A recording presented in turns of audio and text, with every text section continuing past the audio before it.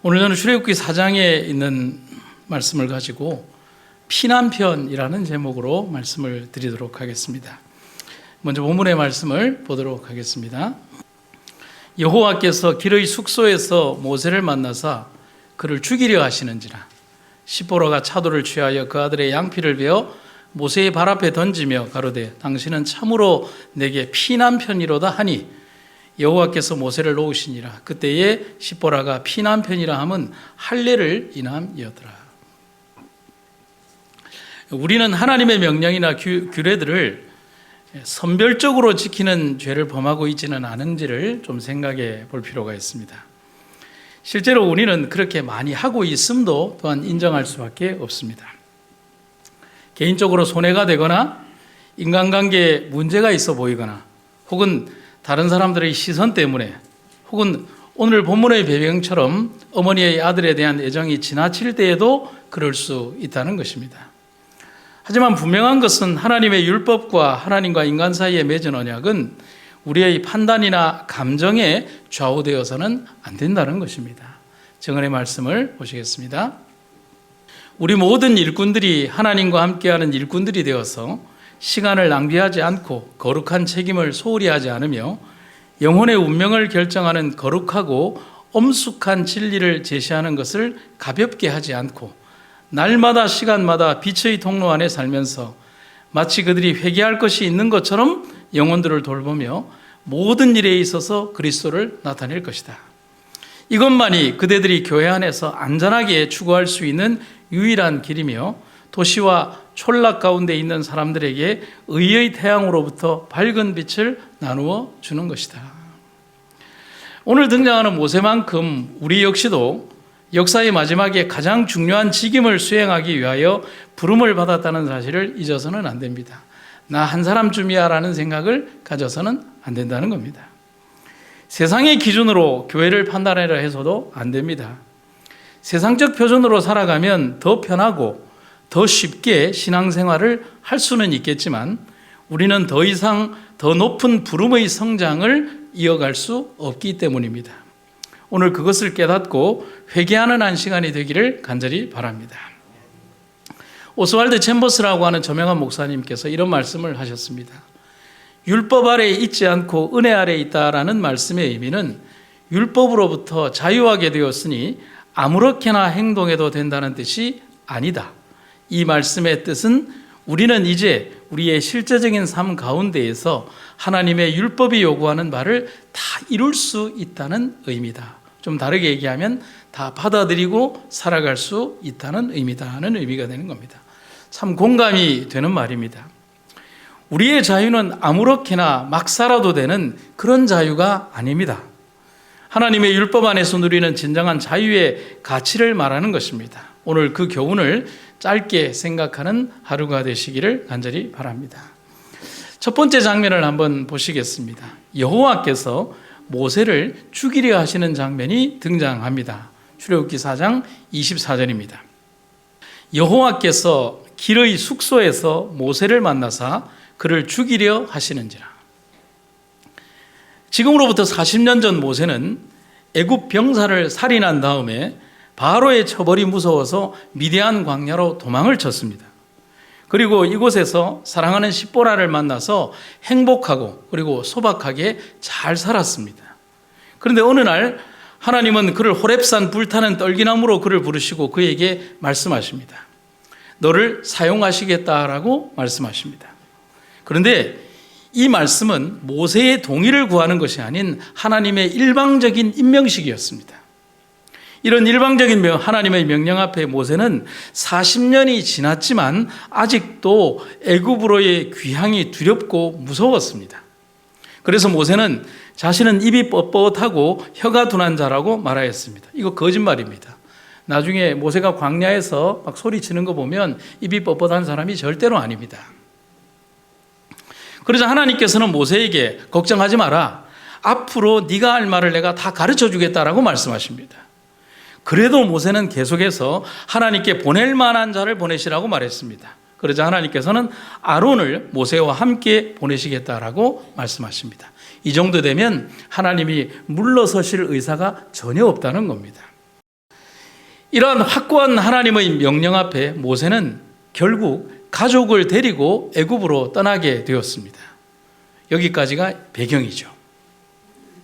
그런데 여기까지 본다면 애굽으로의 전격적인 귀향은 하나님의 섭리이자 하나님의 뜻이지 모세의 뜻과 선택은 아닙니다. 아마도 그뿐만 아니라 십보라 역시 이 귀향을 그렇게 즐겁게 받아들이지는 않았을 것입니다. 여러분, 여자분들이 친정이 가까운 데 살기를 원할까요? 시댁이 가까운 데 살기를 원할까요? 대답 안 하셔도 됩니다. 특히 십보라에게 있어서 시댁이라는 개념보다는 모세 역시도 두려워하는 땅이 애굽이잖아요. 그런데 그런 땅으로 자녀들과 자기가 가야 된다는 것, 그렇게 즐겁지 않은 여행일 겁니다.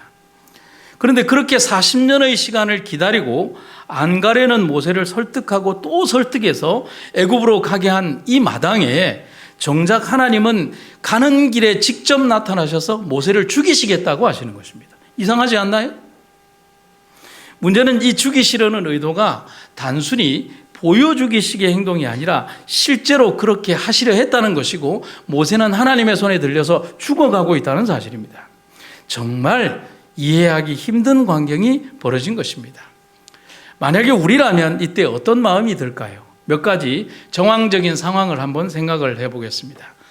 아브라함이 아들 이삭을 죽이러 가야 했을 때 그는 어떤 이유나 설명을 듣지 못하고 가야 했습니다. 가장 정직하고 올바르게 살았던 요셉이 그 정직함과 올바름 때문에 어처구니 없는 옥고를 13년 동안 치르게 되었을 때도 그 역시 어떤 부연적인 이유나 격려를 받지 못했습니다. 야, 13년만 채우라는 말 한마디도 없습니다. 세 친구들이 믿음의 정절을 지키기 위해 마지막 순간까지도 두라 평지에서 믿음을 굽히지 않고 풀무불에 던져질 때도 그들은 자신들에게 벌어질 다음 장면을 전혀 보거나 보장받지 못한 채 그냥 죽음으로 던져졌습니다. 오늘 모세는 40년 미디안 삶을 정리하고 길을 떠났는데 그렇게 명령하신 하나님이 길에서 그를 죽이려고 서 있는 모습을 보면서 무슨 생각이 떠올랐을까요? 여러분, 삶에서 우리도 모세처럼 우리가 이해하지 못하는 삶의 고뇌와 고통을 맞이할 때가 있습니다. 여러분이 있습니까? 있었습니까? 있을 것입니다. 하지만 바로 그때 우리는 그런 삶을 일부러 혹은 허락하신 하나님의 섭리를 분명히 기억을 해야 합니다. 예수님께서 요한복음 9장 3절에서 아주 의미 있는 말씀을 이렇게 하십니다. 무슨 말이냐면 하나님의 하시는 일을 나타내려고 하시는 것이다. 아멘입니까? 그 모든 일들이 하나님의 하시는 일을 나타내고자 하심이라는 겁니다. 인간의 생각이나 판단의 영역을 말씀하시는 것이 아니라 하나님의 하시는 일을 나타내고 이루려 하신다는 것입니다. 삶에서 우리는 그런 많은 일들을 대하게 되고 또 대했고 앞으로 대하게 될 것입니다. 그때마다 불평과 원망으로 혹은 얄팍한 꾀와 권모술수로 그 모든 어려움들을 그냥 단순히 이겨나가기 위해서 그렇게 살아서는 안 된다는 겁니다. 왜냐하면 우리가 인생에서 당면하는, 특별히 신앙인으로 당면하는 모든 고난에는 하나님의 뜻이 숨겨져 있기 때문에 그렇다는 사실입니다. 그래서 사도 베드로는 힘있게 이런 말을 우리들에게 전달해 주고 있습니다. 그러므로 하나님의 뜻을 따라 고난을 받는 사람은 선한 일을 하면서 자기의 영혼을 신실하신 조물주께 맡기십시오. 여러분, 아멘이죠? 모세를 부르셨던 하나님이 모세를 죽이시려 하신 데에는 억울한 게 아니라 이유가 있는 거예요. 아무리 쓰임을 받아야 할 종으로 부름을 받았지만 하나님은 단호한 모습으로 모세의 생명을 취하려 하십니다. 왜 그럴까? 무슨 이유 때문에?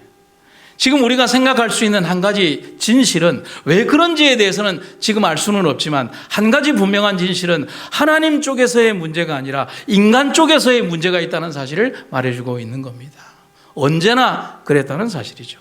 오늘 그 이유를 한번 알아보도록 합니다. 두 번째 장면은 이거죠. 십보라가 아들의 양피를 베는 장면이 등장을 합니다. 십보라가 차도를 취하여 그 아들의 양피를 베어 모세의 발 앞에 던지며 가로되 당신은 참으로 내게 피난편이로다 하니. 미디안 광야에 정착한 모세는 십보라와 결혼을 하고 두 아들을 두게 됩니다. 첫째 아들은 게르솜, 뜻이 뭐죠? 나그네. 둘째 아들은 엘리에셀, 뜻은 하나님께서 도우셨다. 뜻을 조금 재미있게 생각을 해보면 자기도 그냥 갑자기 광야로 나와서 어떻게 살다 보니까 나그네처럼 사는 거예요. 그래서 게르솜이라 지었고 살다 보니 하나님 은혜를 느껴서 하나님이 도우셨다라고 한 것 같아요. 모세가 애굽을 향해 길을 떠날 때에 그의 아내 십보라와 두 아들과 함께 길을 떠났다라고 4장 20절에 기록이 되어 있습니다. 그런데 그들이 유숙하는 텐트에서 하나님 사자를 만나고 거기에서 하나님의 손에 모세가 죽어갑니다. 그런데 이런 긴급한 상황에서 사태를 짐작한 십보라가 막 소리치면서 그냥 호들갑을 떠는 게 아니라 급히 날카로운 돌칼을 꺼내들고 두 아들 중에 한 아들의, 지금 제가 뭐라고 했어요?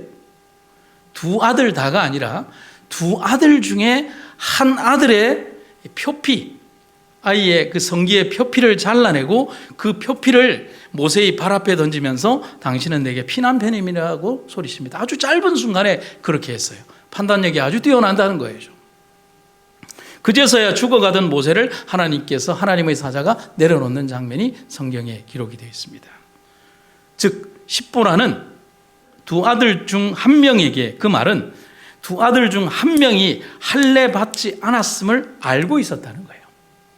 그리고 그 일에 대해서 진노하시는 하나님의 의중을 즉시 알아차렸다는 겁니다.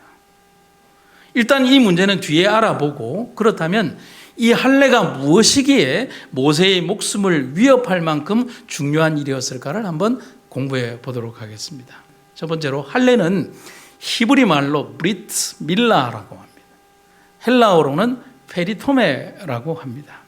영어로는 circumcision이라고 하는데 이 뜻이 뭐냐면 cut around라고 합니다. 자르는데 어떻게 자른다고요? 둥글게 자른다는 뜻의 키르쿰키시오라고 하는 라틴어에서 이 circumcision이라고 하는 할례라는 말이 나왔습니다. 그런데 이 히브리 말을 잘 한번 보시면 브리트 밀라라고 하는 이 브리트는 계약이나 언약이라는 뜻이고요. 밀라는 할례라는 말을 말합니다. 그래서 단순히 할례라는 말로 하려면 밀라라는 말만도 해도 되는데 굳이 브리트 밀라라고 하는 합성어를 만든 것은 여기에 담겨져 있는 뜻이 있다는 거예요. 어떤 할례요? 언약의 할례라는 겁니다. 할례는 남자의 성기 귀두 위에 덮여있는 표피를 제거하는 행위입니다. 흔히 말하는 포경을 말하는 거죠. 그런데 이것은 어떤 의미를 가지느냐 하면 하나님께서 아브라함과 맺으신 언약에 대한 상징이었습니다. 하나님은 아브라함과 노예를 포함한 그 가정에 속한 모든 남자들에게 할례를 행하도록 명령하셨습니다. 여러분, 이 명령을 받을 때 아브라함의 나이가 몇 세였을까요? 99세. 그리고 그 아들 이스마엘은 13살이었습니다. 그럼 다시 한번 말씀드립니다. 이스마엘이 몇 살 때에 할례를 받았다고요? 요거 중요합니다. 기억하십시오.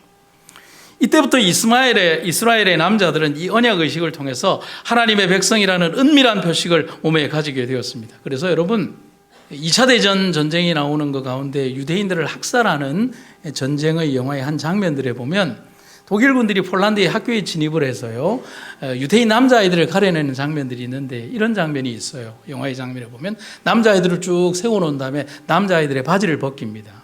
그럼 거기에서 포경이 된 아이들은 다 어떤 아이들일까요? 생후 8일이 지나면 아이들 다 포경을 하잖아요. 유대인 아이들은. 그 아이들만 잡아서 가는 장면이 등장을 하는데 역사적 사실이에요.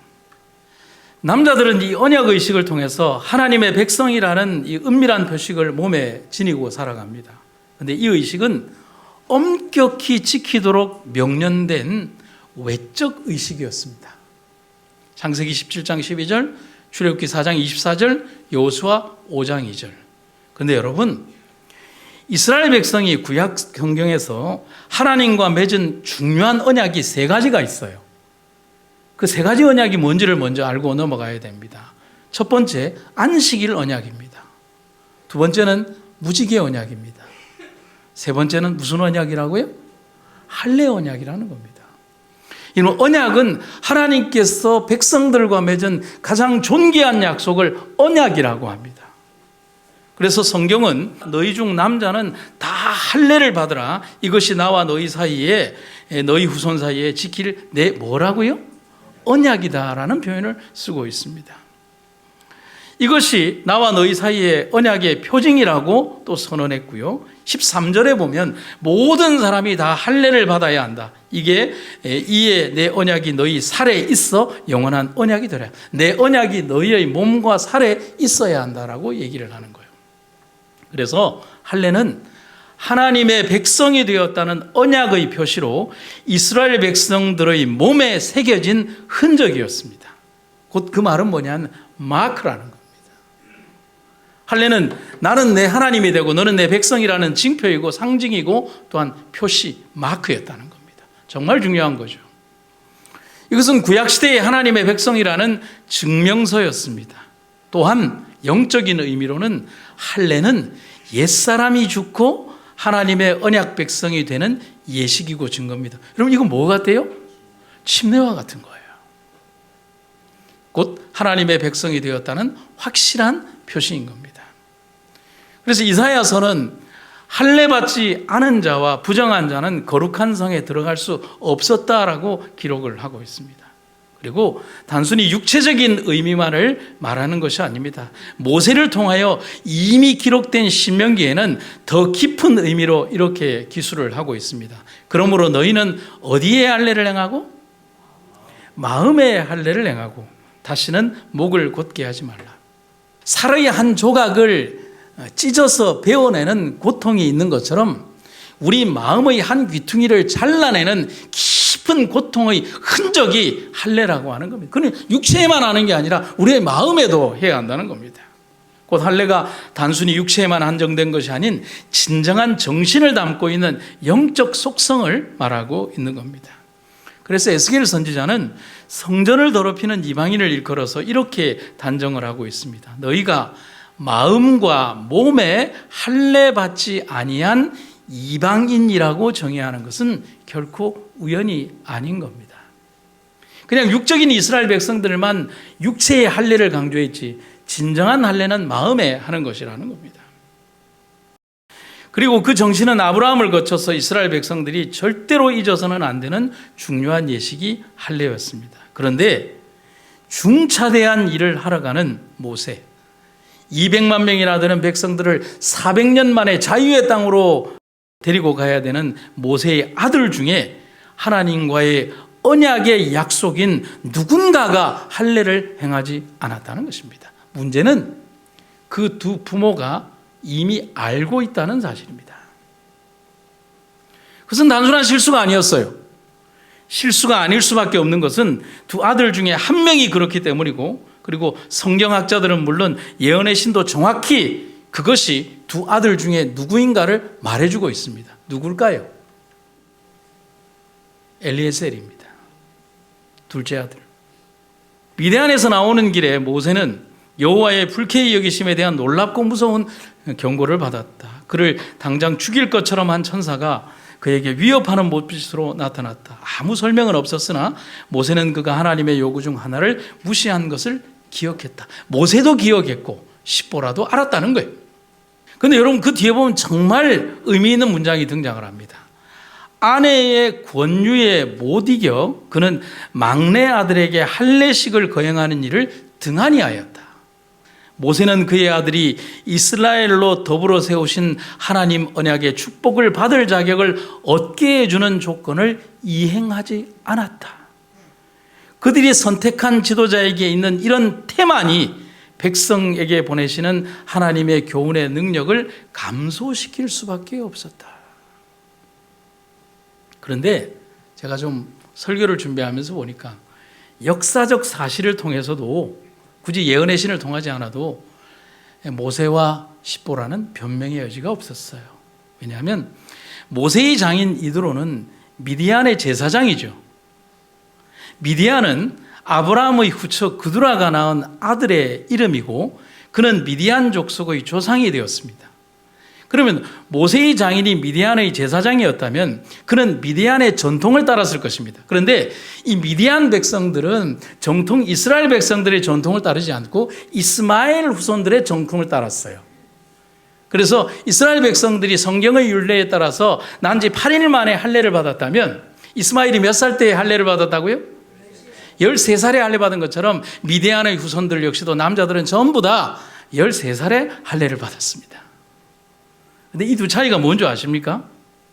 미디안 전통에 따라 첫째 아들 게르솜의 할례는 13살 때 이루어졌을 것으로 봅니다. 여러분, 난지 8일 만에 받는 할례와 13살 때 받는 할례의 차이는 뭘까요?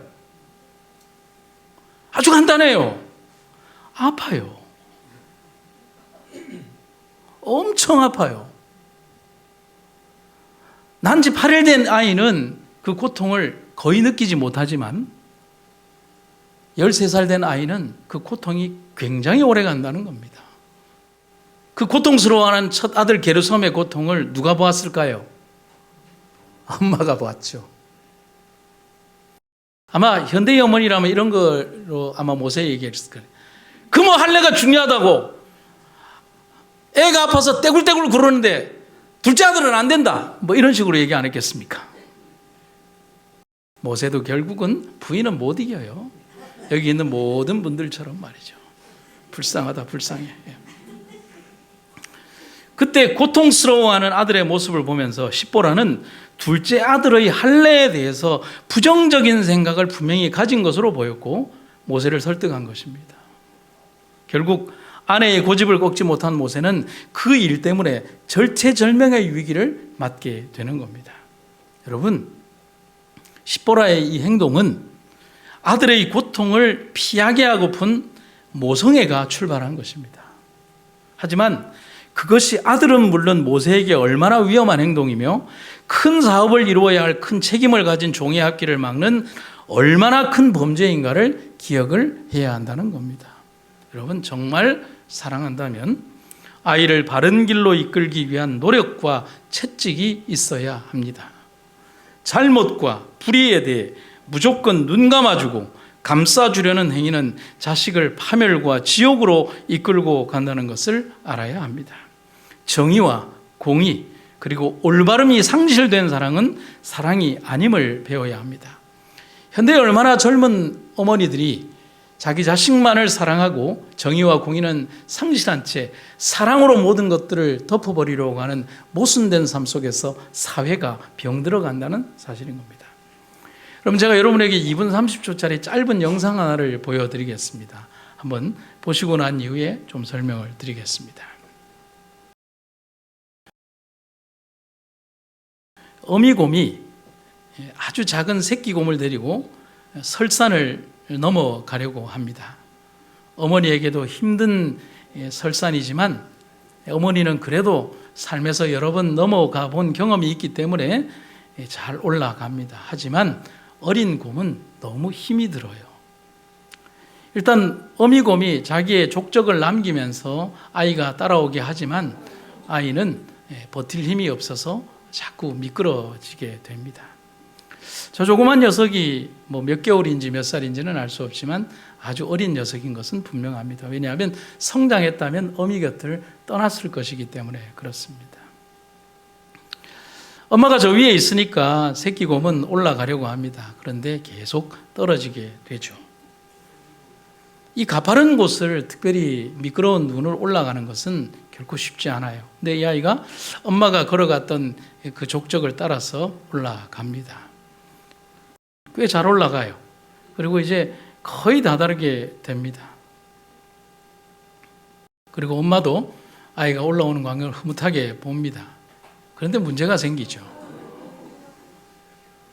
근데 높은 곳에서 떨어지게 되면 더 많이 더 깊이 떨어지게 됩니다. 끝도 없이 추락을 하게 됩니다. 어느 정도일까요? 마지막까지 떨어지게 되죠. 그런데 이 떨어진 새끼곰은 주저하지 않아요. 자기가 가야 될 장소는 하나밖에 없거든요. 엄마가 있는 장소까지. 그렇게 해서 이 새끼곰은 다시 올라갑니다. 아까보다는 3배는 멀어진 그 장소를 올라가는 거죠. 그 위에서 어미곰은 새끼곰이 올라오는 광경을 애타는 마음으로 보고 있습니다. 여러 가지 생각을 했겠죠. 내가 왜 여기로 아이를 데려왔을까? 그러나 어미곰은 아마도 꼭 새끼곰을 이리로 데려와야만 했을 겁니다. 그리고 새끼곰이 올라오는 광경을 보면서 마음속으로 많은 응원을 하면서 새끼곰을 기다리고 있는 겁니다. 새끼곰이 포기하지 않고 끝없이 올라옵니다. 거의 마지막까지 올라왔을 때 안절부절하지 못하는 어미곰이 새끼곰을 맞이합니다. 그리고 마지막 힘을 내고 새끼곰이 올라옵니다. 그리고 그들이 가야 될 목적지로 어미곰과 새끼곰이 힘차게 뛰어갑니다.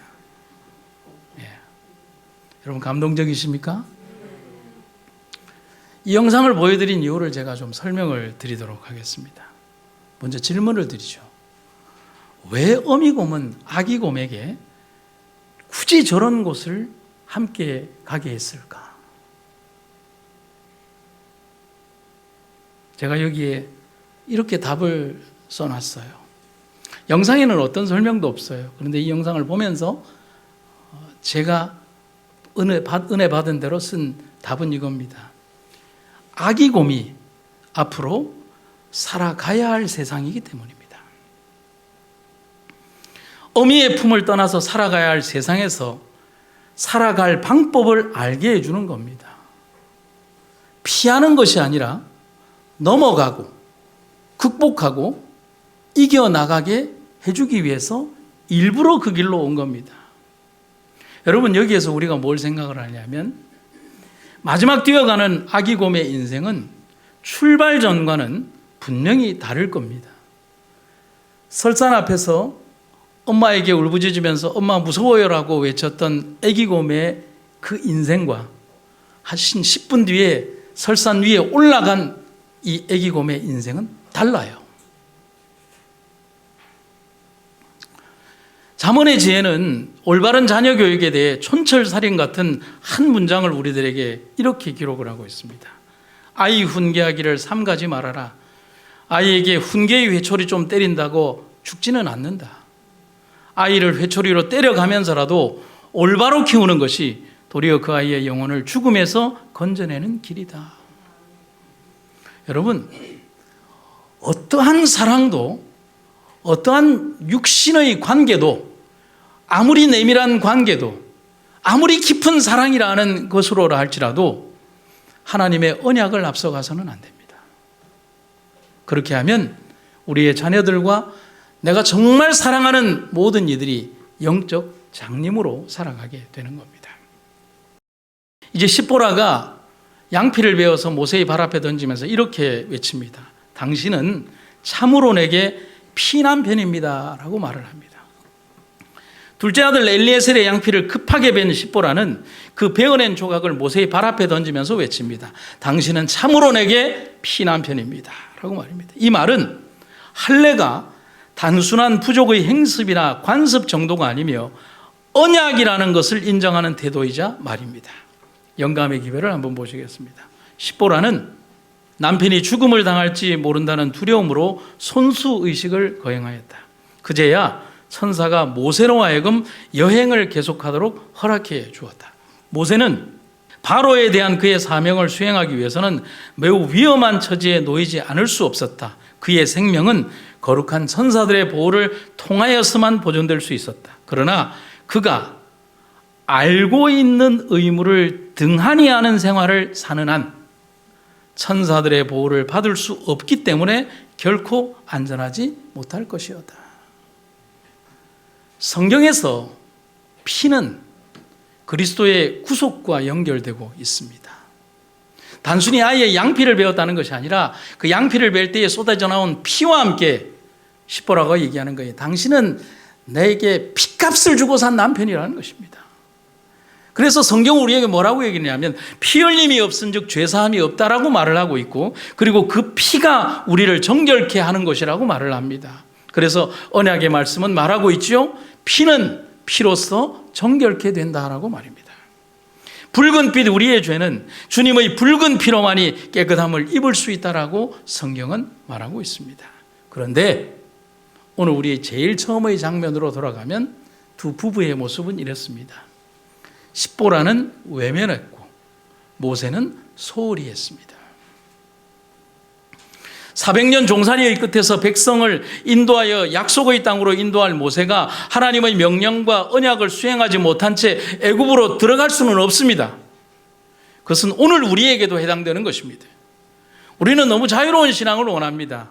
뭐든 불편하지 않게 내 중심적으로 신앙을 하고 살아가려고 합니다. 율법의 원칙이나 말씀의 정도보다 중요한 것은 내가 사는 삶의 일상입니다. 그것이 하나님의 말씀보다 더 중요하다면 우리 역시 삶의 어느 순간에 모세를 찾아왔던 두려운 하나님을 심판으로 만날지 모릅니다. 하지만 하나님의 용서가 즉시 이루어졌듯 하나님은 우리가 올바른 길과 선택을 하시기를 기다리고 계십니다. 즉시 삶을 돌이켜야 합니다. 출애굽기 4장 26절입니다. 여호와께서 모세를 놓으시니라. 그때의 십보라가 피난 편이라 함은 할례를 인함이었더라. 성도 여러분, 우리는 역사의 가장 마지막을 살아가는 재림 성도들입니다. 우리에게도 모세처럼 부여된 중요한 사명이 있습니다. 하지만 어쩌면 우리는 모세처럼 우리도 너무 준비되지 않은 삶을 살아가고 있는지, 아니면 모세처럼 소홀히 하며 살아가고 있지는 않은지를 점검해 봐야 합니다. 하나님의 명령보다 내가 사는 천막과 가족의 안전이 더 중요한 삶이 되고 있지는 않은지, 그것이 더 중요한 주님의 말씀을 먼저 따르는 우리들이 되어야 하겠습니다. 그것이 진정으로 사는 길입니다. 내가 이 땅 아래에서 아무리 좋은 삶을 산다 할지라도 제게 주어진 삶은 유한합니다. 하지만 하나님이 우리를 위하여 예비하신 영원한 삶을 그 대가로 치루어서는 안 됩니다. 오늘 이 시간 우리가 십자가의 주님을 온전히 따라가고 또 주님 안에서 그 삶을 이어가는 여러분과 제가 되기를 주의 이름으로 축원합니다. 말씀을 마치겠습니다. 사랑의 아버지, 주님께서 나가신 이 땅 아래에서 우리는 너무 오래 살아가는 것은 아닌지를 고민하게 됩니다. 세상 속에서 세상을 따라가며 살아가는 것은 아닌지를 우리가 고민하게 됩니다. 이 땅 아래에 아무리 많은 세월을 보낸다 할지라도 주님 나라를 사랑하는 마음 잊지 않도록 도와주시고, 우리가 진정으로 가야 할 장소가 영원한 하늘에 있음을 잊지 않도록 도와주시옵소서. 오늘 우리의 삶을 돌아보는 귀한 시간 되기를 간절히 바라오며, 혹여라도 우리의 삶 속에서 하나님의 뜻을 혹여라도 실천하지 못하며 살아가는 우리의 모습이 있다면 오늘 우리를 깨우쳐 주시고 인도하시고 또 질책하여 주시옵소서. 우리를 언제나 이끌어 주시는 하나님의 귀하고 놀라운 은혜가 오늘의 우리의 삶을 이끌어 주시기를 간절히 구하며 예수님 이름으로 기도드립니다. 아멘.